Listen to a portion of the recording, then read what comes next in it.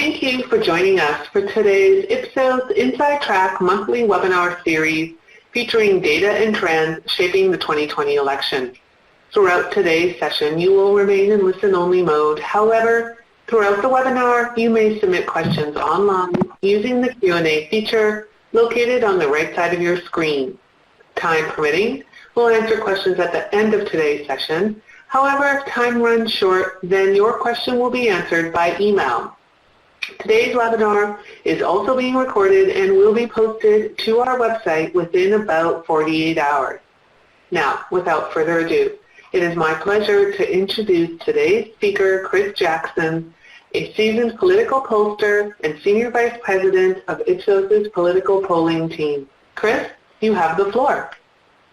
Thank you, Ellen.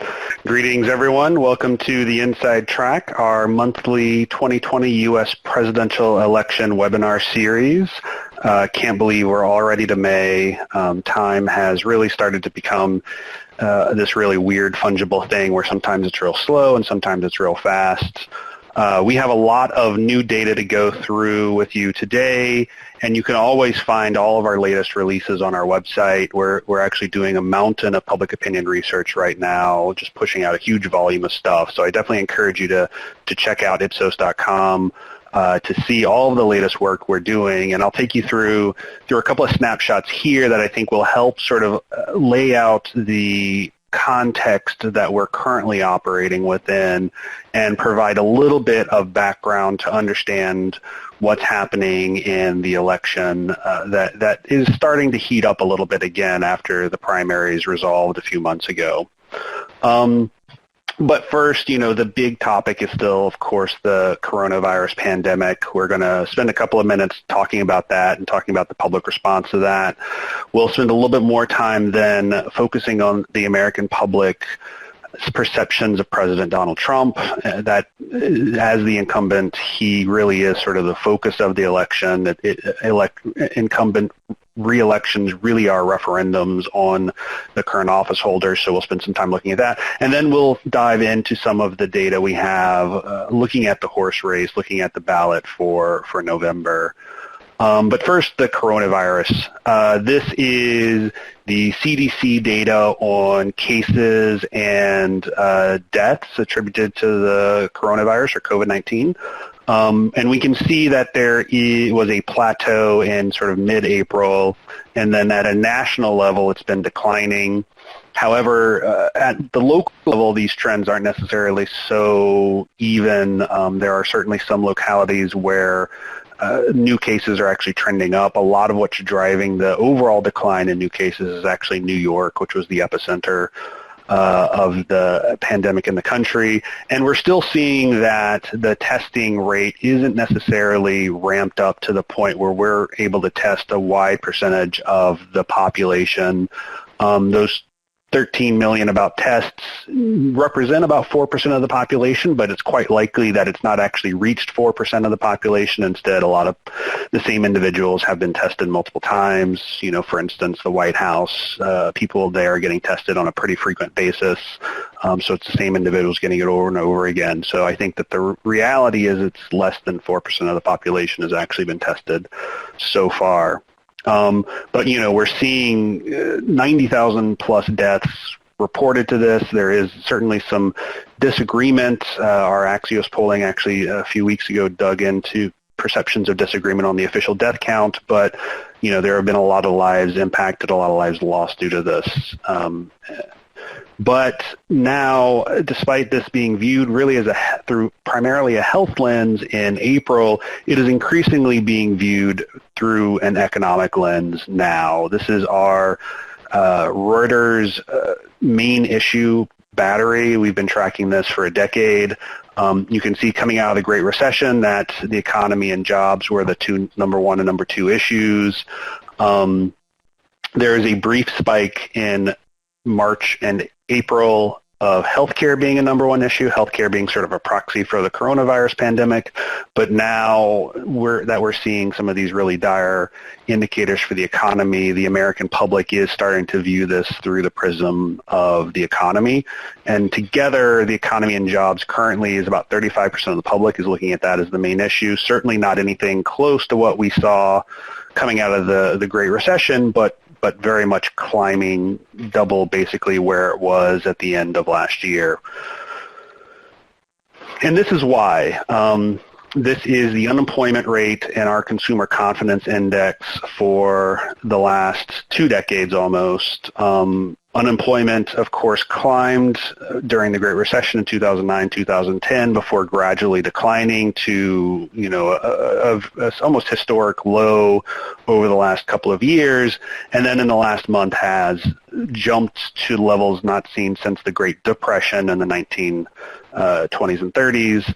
At the same time, consumer confidence has fallen, but has not actually fallen to levels that we saw during the Great Recession in 2009, 2010, suggesting that despite the dire economic circumstances out there for many people, there is certainly a large swath of the public that isn't necessarily seeing the economy as being quite as bad as perhaps the unemployment numbers suggest.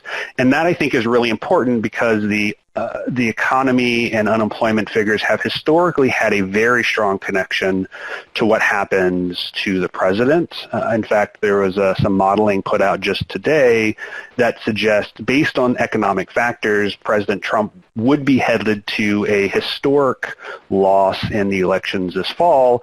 However, there is very much a disconnect between sort of what the actual numbers are and how people are perceiving them.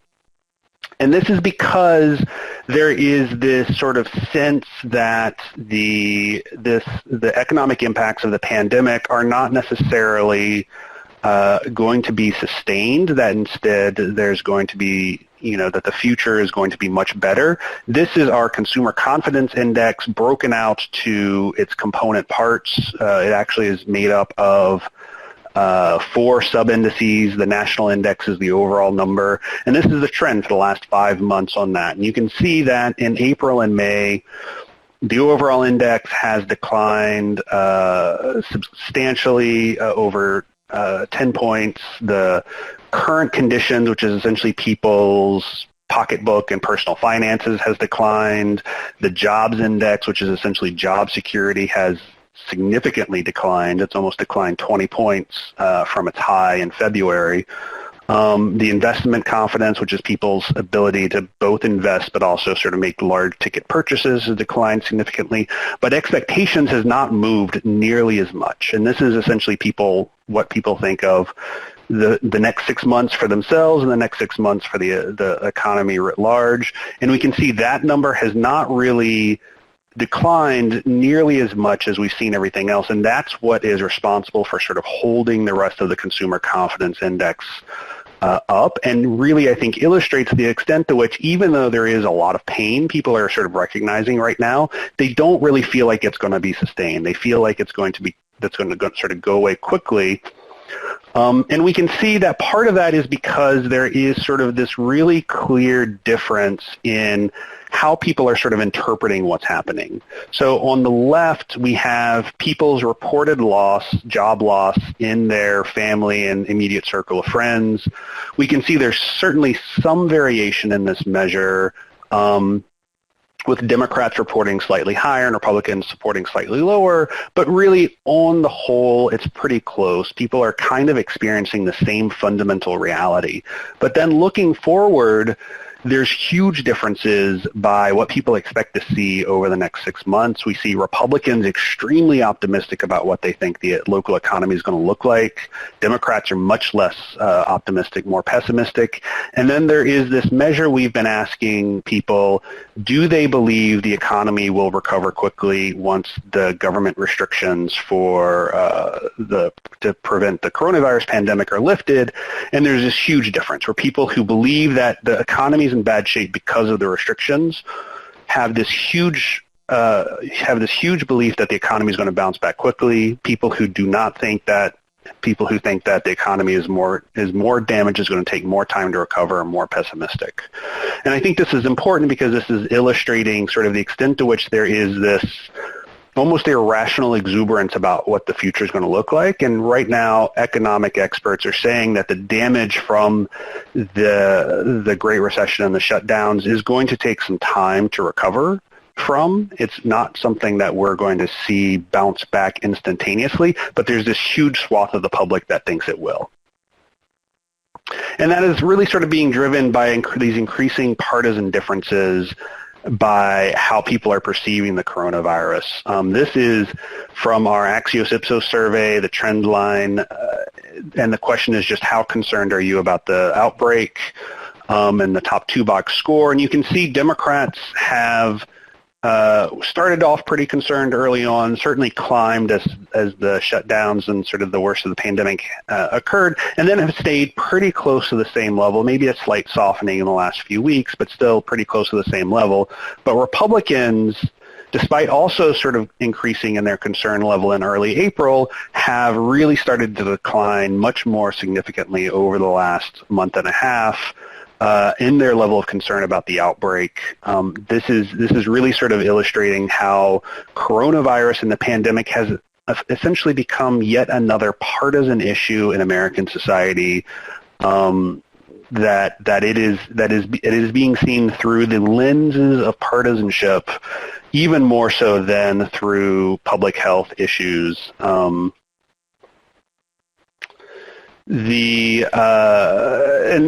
we're seeing that sort of coming through in sort of the perceptions of risk as well. We're seeing people viewing the pandemic as a full stop as being slightly less risky, or at least parts of the pandemic as being less risky. And it's really being driven by people's desire to interact with people in a social setting, right? It is people missing their friends, missing their family. It's not necessarily driven as much about work or trying to return to work. It is people sort of rationalizing their desire to be with their friends and family. And we're seeing this in people perceiving attending in-person gatherings of friends and family dropping in risk. We're seeing this in a little bit in sort of going to the grocery store and doing your jobs as well.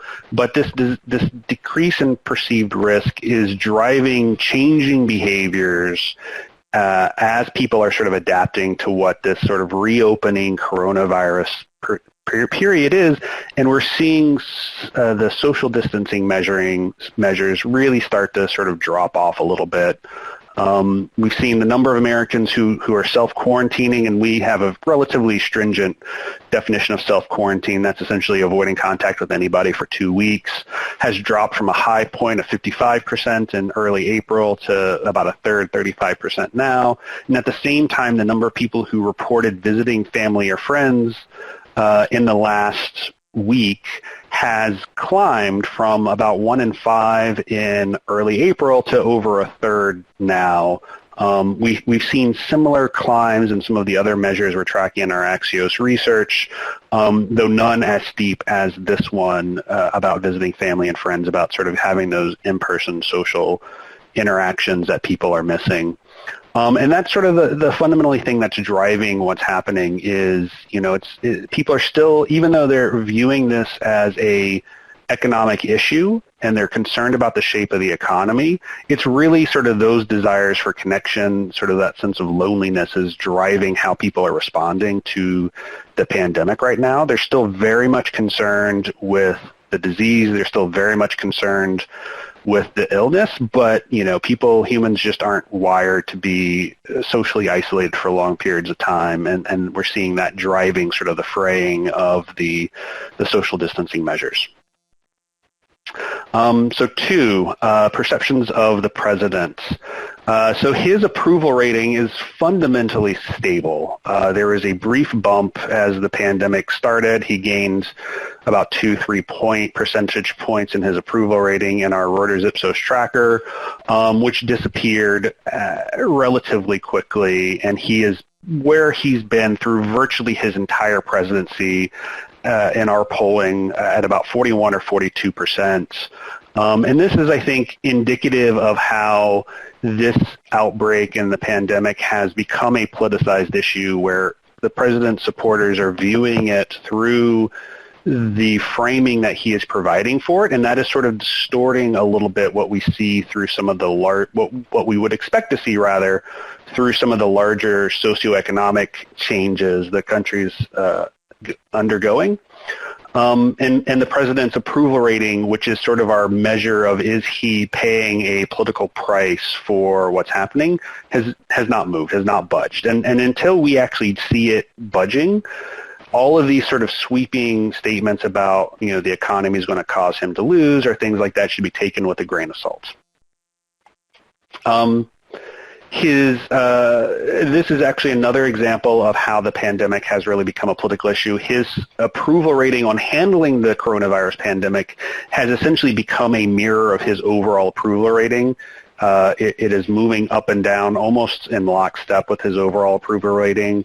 Which is different than sort of early in the pandemic when his approval rating on this particular measure was actually overperforming his overall score, and that really I think reflects how this has become just one more sort of battleground in what we're seeing in sort of the politics of America, the shape of the politics of America. However, the economy, which has traditionally been his strongest score, strongest mark, the thing that sort of has been the real support for his presidency, and he's always had an approval rating on the economy that is above water. That is, the positives are higher than the negatives. Were strong leading into the pandemic, remained strong through the early days of it, but have faded a little bit in the last couple of weeks. Now, this is not like from the 54% in April 13th to 14th to the 48% now is a significant change. However, the 50, the 51, the 49, 48, that's all basically within the same range. So this is the kind of thing you should not necessarily say that he's losing a lot of ground, but he's definitely slid a little bit from the early points. And this is one of the indicators, along with his overall approval rating, that we're watching very closely to see if he starts to pay, again, that political price for what's happening in the economy. As of yet, he has not really started to pay a significant one, but, this is the kind of thing that takes some time. After all, during the Great Recession in 2008, 2009, 2010, the low point in consumer confidence didn't actually come until about 5 months after the collapse of the financial sector and the first bailout in late 2008. It took several months for sort of the public to really catch up to how bad things were. And we're still very much in sort of the early stages of this economic period. So now turning to the general election, a lot to cover. We're really just starting to sort of ramp up a lot of our work in this space. And it looks like it is going to be a very interesting and very hotly contested election. One of the things that makes this challenging is because of the economic uncertainty, because of the pandemic, a lot of the models we would look to for examples of what to expect are not really applicable anymore, right? There's lots of data about what happens to a president during a recession. They typically lose. There's lots of data about, what happens to a president when there's some sort of natural disaster. Usually the disaster itself has no significant impact, but the government's response to the disaster can have a positive or negative, but there's not really any good examples to use as a base for models that get to the scale of what we're undergoing right now. So it's a very uncertain situation. It's a situation where we're going to have to look through a lot of different inputs and try to sort of make sense of them together. And one of those inputs that we use, that we always look at, is this question about what is the main issue that voters are considering when they're making up their minds.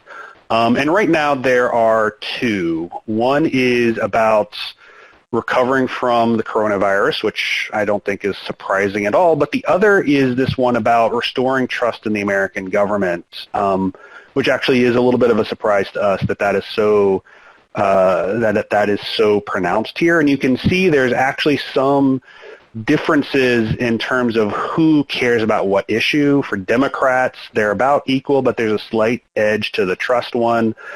For Republicans, it's very much the recovery for the coronavirus along with the economy, which is actually equal among Republicans.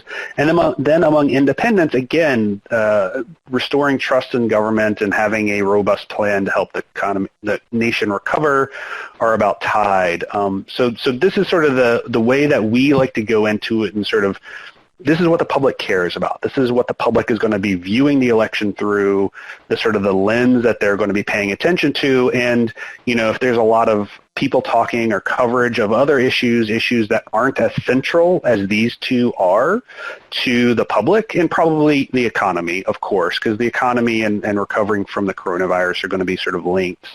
They're just not going to break through. They're not going to be as important as these issues are, right? So like immigration, which has traditionally been the president's sort of signature issue and been one he's been very successful at mobilizing his base around, is just not nearly as salient right now. Immigration was the number one or number two issue throughout much of 2018 and 2019, really at sort of the president's sort of direction.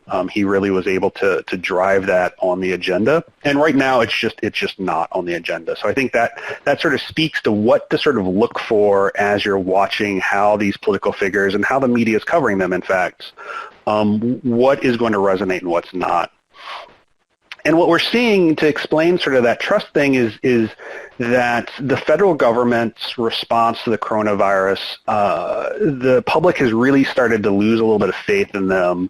It started out, the public had actually a fairly decent amount of confidence in what the federal government was doing, 53% in late March, mid-March, as sort of the response began. But we've seen this number sliding over the week since then to now it's barely over a third of the public trust the federal government. That is being driven significantly by declines among Democrats. However, even among Republicans, we've seen some declines there. I think this is interesting and noteworthy because these numbers among Republicans are below where the president's numbers are with Republicans. The president still enjoys 85, almost 90% approval ratings with Republicans. So we see even among Republicans a concern about what the federal government is doing to deal with the pandemic, but it's definitely outweighed by sort of Democratic distrust, and that I think is feeding into sort of the importance of trust as an indicator. These are from two separate. This and the previous slide are actually from two separate surveys, so it's not like the one is feeding into the other in the actual survey. But I think it does really illustrate the extent to which that's a driver. But states, on the other hand, states have maintained a pretty decent level of overall trust. Republicans have been a little less trusting, Democrats a little more trusting. And there's certainly been a little bit of a decay over the time period that I think is reflected somewhat by just fatigue and then somewhat by some of the partisan factors that we've seen. But we can see this really pronounced difference between how Americans are viewing their states, which is generally positive. Generally, people are pretty pleased on the whole with what's happening in their states, and much less with the federal government. And taking those sort of the measures into account, what those main issues are, we can see that right now President Trump and former Vice President Joe Biden are functionally tied on this having a good plan to recover. That I think is going to be the central battleground for the next couple of months for the two candidates as they sort of try to flesh out sort of who is going to be perceived as the stronger. And honestly, it's really going to be more about the president's response. What Joe Biden says is going to matter less than sort of what the president says and what the president does and how that is perceived to succeed or not succeed. But then we have the second measure, the ability to restore trust in the American government. And we can see here that Vice President Biden has a clear advantage on that. So that is essentially Biden's territory. That is where Biden is going to be able to have an advantage, at least at the moment. And that's where we're going to probably see the president's campaign trying to tear that down, trying to sort of poke holes in that, trying to sort of make Biden just another, crummy politician so that he doesn't have an advantage there.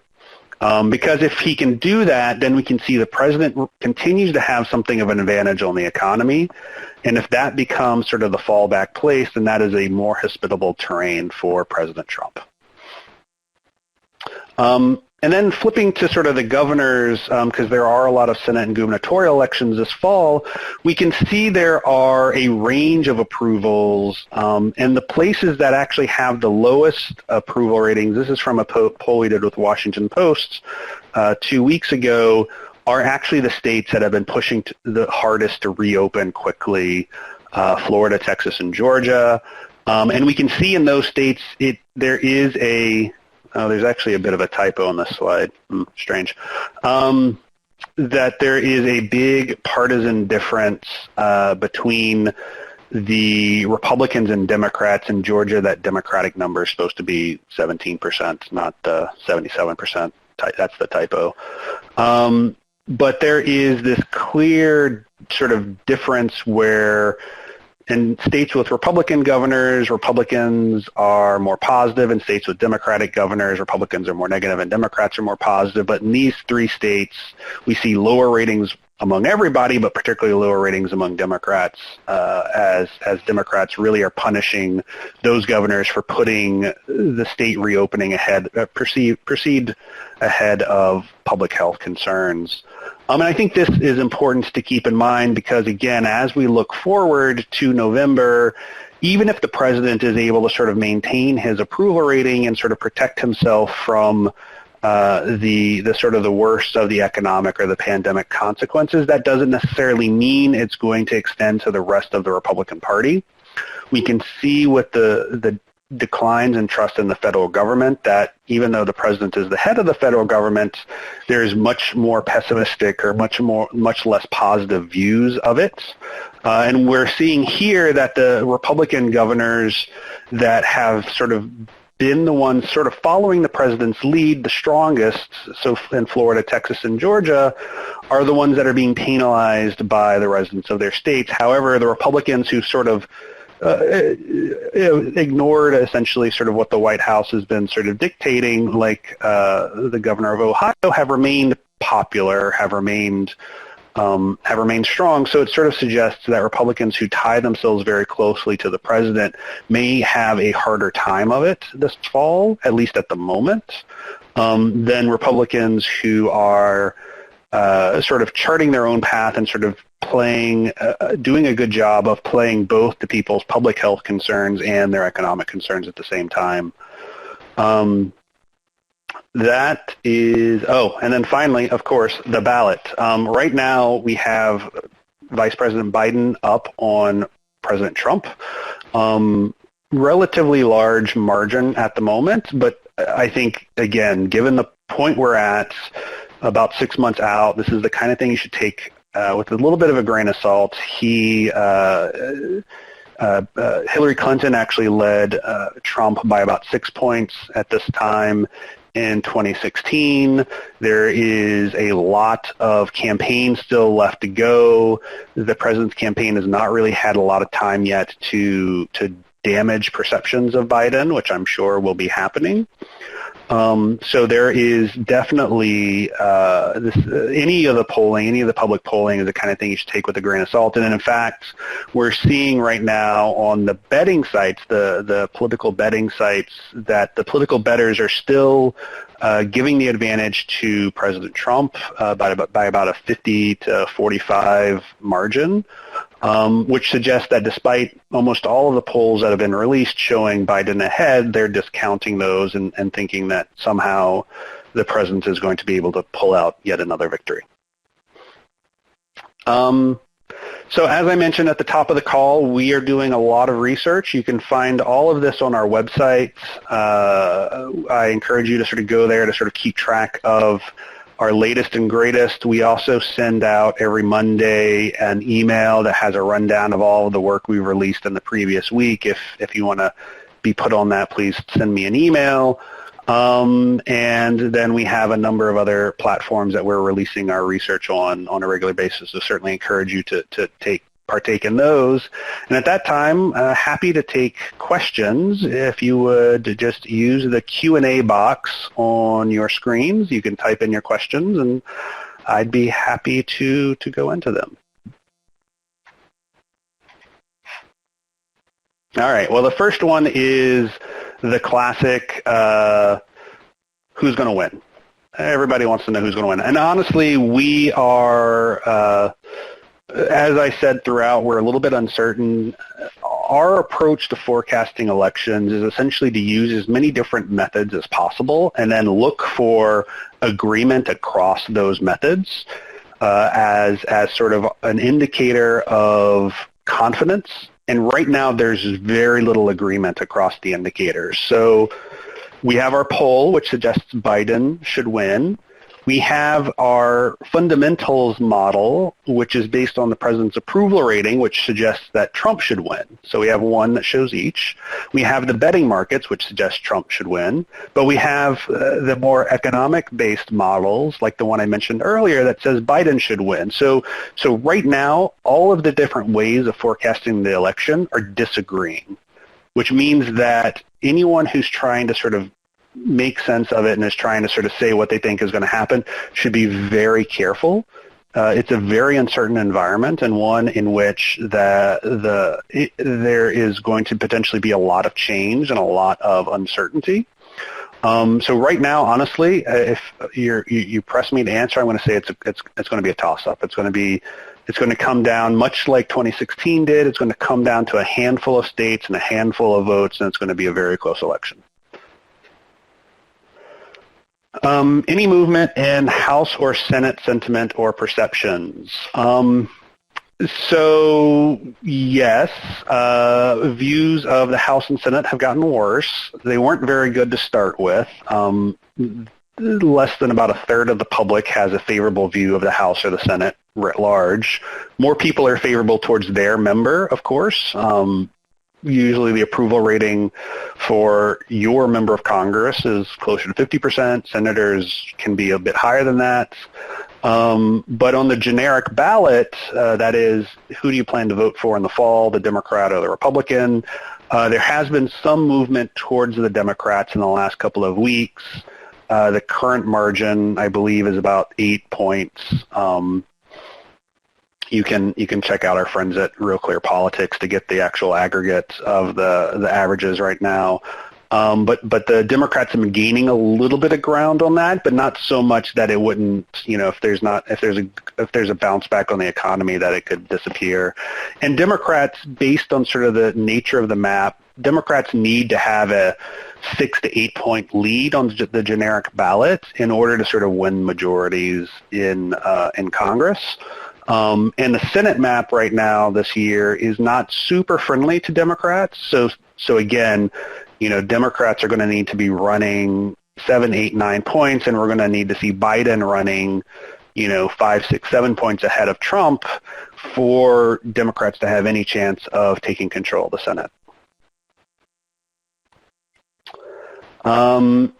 Any opinion on running mate for Biden? Any thought on change in Trump's VP?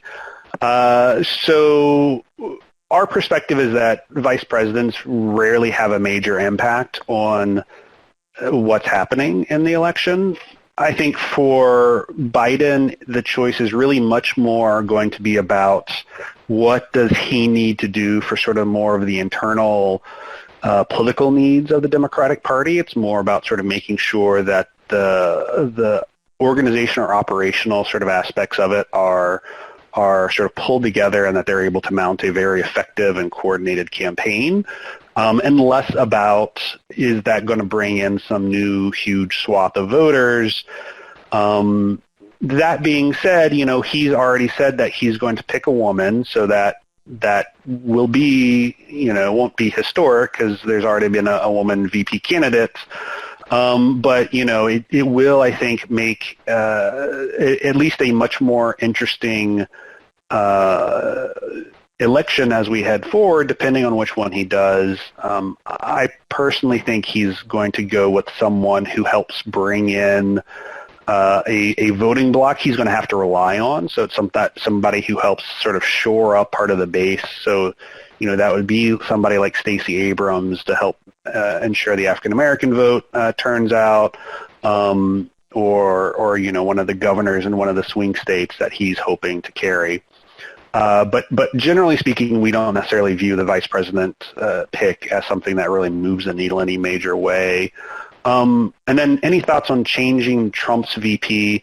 Again, I don't think this is the kind of thing that would move the needle. Trump support is very much about Trump. Early on, Pence sort of was a little bit of a signifier to religious conservatives that Trump was going to be, sort of on side for them.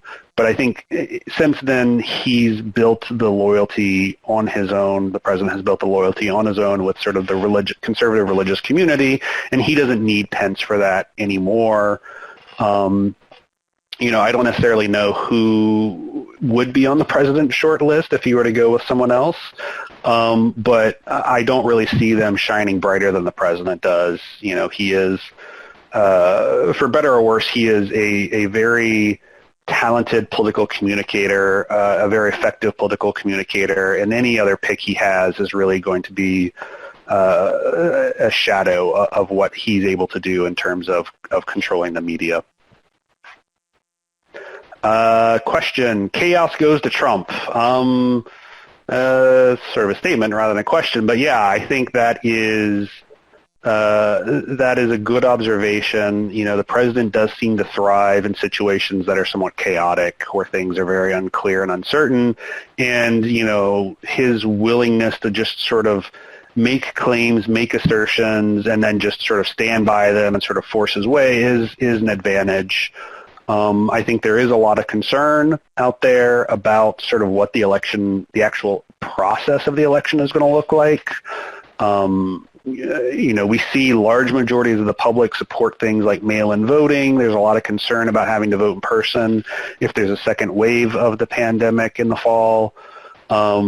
There's a lot of concern about the election, the legitimacy of the election on both sides, though the ways what people are pointing to as the risk is vastly different, of course.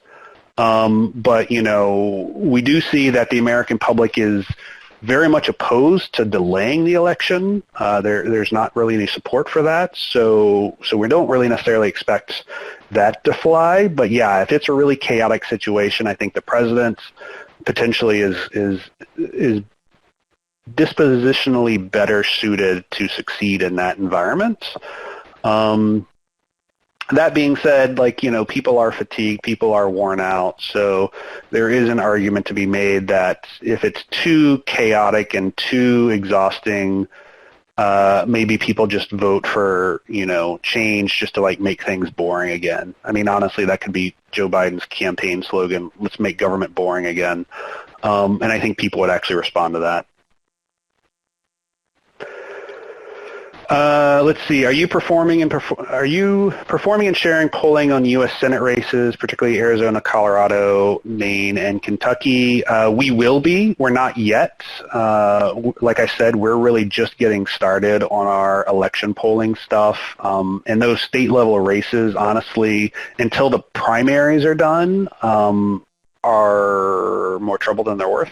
But we will definitely be doing state-level gubernatorial and Senate work as we get into the fall, but it'll probably be, August before we're really doing that with any regularity. We'll do some state polling here and there before that point, but it'll be the fall. It'll be August or September before we're doing a lot of it. All right, that is all the questions we have so far. So again, thank you for joining us today. Really appreciate you spending your afternoon with us. Our next webinar is going to be June 25th. We'll, hopefully be a little bit further through this coronavirus thing. We'll have more updates on what's going to happen with the election. But until then, again, please check out our website, Ipsos.com, if you want to see our latest and greatest. If you have any questions or need anything else, please don't hesitate to reach out to us. Be well, and thank you again.